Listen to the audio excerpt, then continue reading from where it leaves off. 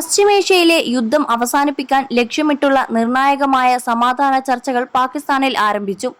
5 മണിക്കൂറോളം വൈകി ആരംഭിച്ച ചർച്ചയെക്കുറിച്ച് ചോദിച്ച മാധ്യമപ്രവർത്തകർക്ക് മുന്നിൽ വീണ്ടും ഭീഷണിയുമായി ഡൊണാൾഡ് ട്രംപ് പ്രതികരിച്ചു. ചർച്ച തുടരുകയാണെന്നും എന്നാൽ എന്താണ് സംഭവിക്കുക എന്ന് അറിയില്ലെന്നും പറഞ്ഞ US പ്രസിഡന്റ് ഈ ചർച്ച പരാജയപ്പെട്ടാൽ ഇറാന് മേൽ ഇതുവരെ ഉണ്ടായിട്ടില്ലാത്ത തരത്തിൽ ആക്രമണം നടത്തുമെന്നും പറഞ്ഞു. American vice president JD Vance ആണ് ഇസ്ലാമാബാദിൽ ചർച്ചയിൽ പങ്കെടുക്കാനെത്തിയത്.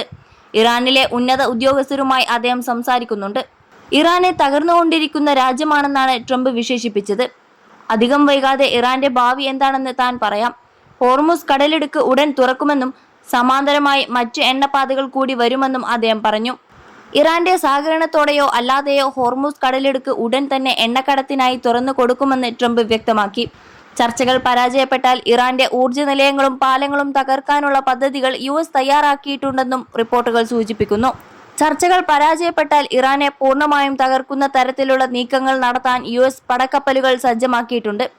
പടക്കപ്പലുകളിൽ അത്യാധുനിക ആയുധങ്ങൾ നിറക്കുകയാണ്.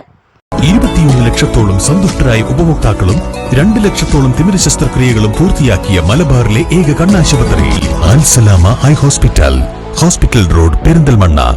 സമാധാനം ഉണ്ടായില്ലെങ്കിൽ അവ ഫലപ്രദമായി ഉപയോഗിക്കും എന്ന് ന്യൂയോർക്ക് പോസ്റ്റിന് നൽകിയ അഭിമുഖത്തിൽ ട്രംപ് പറഞ്ഞിരുന്നു.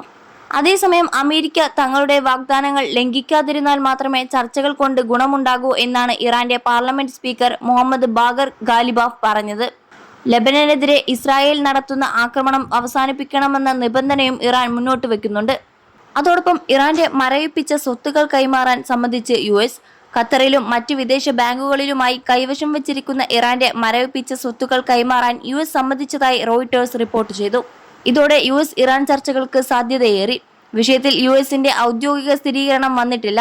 എന്നാൽ ഇറാന്റെ മരവിപ്പിച്ച സ്വത്തുക്കൾ കൈമാറാൻ US സമ്മതിച്ചിട്ടില്ലെന്ന് വൈറ്റ് ഹൗസ് അറിയിച്ചു.